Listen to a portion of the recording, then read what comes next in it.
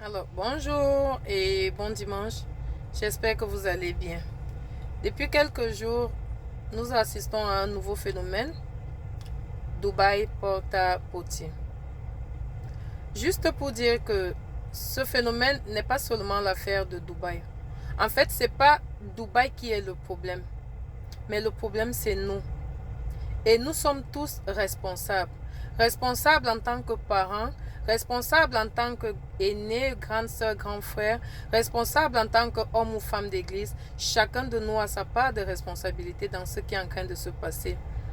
C'est très facile de s'arrêter et d'accuser les influenceuses, encore que nous n'avons aucune preuve que ce sont les influenceuses seulement qui le font, ou alors que ce sont ces influenceuses qui sont derrière ce réseau-là. Prenons nos responsabilités. Éduquons nos garçons dès le bas âge. Parce qu'en matière de business, par exemple, il faut bien qu'il y ait l'offre et qu'il y ait la demande. S'il n'y a pas d'offre, il n'y aura pas de demande. Ces hommes qui aujourd'hui proposent d'énormes sommes d'argent pour aller traiter des femmes comme des esclaves, qui les a éduqués? Ils sont nés de qui? Des femmes que nous sommes. Éduquons nos garçons, éduquons nos enfants. Apprenons à nos petits garçons que la femme n'est pas un objet sexuel. La femme n'est pas un esclave. La femme est un être humain. En espérant que lorsqu'ils seront grands, ils éviteront de faire certaines choses. Ils auront la crainte de Dieu. À nos petites sœurs, à nos filles, apprenons-leur qu'il n'y a pas d'argent qui se gagne facilement. Et que tout argent qui s'obtient facilement a des conséquences négatives. Apprenons à nos filles que le corps est sacré. Le corps n'est pas à vendre, le corps n'est pas une marchandise. Nous parlons de Dubaï aujourd'hui, oui, mais je vais dire, ce n'est pas seulement à Dubaï que ça se passe. Lorsque la jeune dame qui est en Europe achète sa camionnette et cette camionnette devient son bureau, et la seule marchandise qu'elle a offert, c'est son corps dans cette camionnette-là, elle est en train de faire quoi? Elle est en train de vivre son Dubaï, en plein Paris ou en plein Bruxelles. Lorsque ma petite sœur ici au pays reçoit le coup de fil de sa copine qui lui dit il y a des amis qui arriveront ce soir et ils ont besoin des filles avec lesquelles passer la nuit. Ton prix sera leur prix.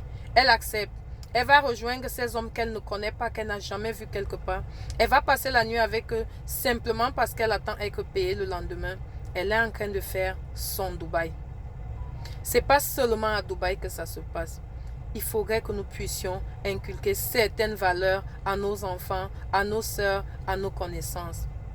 Apprenons aux enfants, apprenons à nos filles à travailler proprement leur argent. Apprenons à nos filles à utiliser ce potentiel-là pour produire proprement cet argent.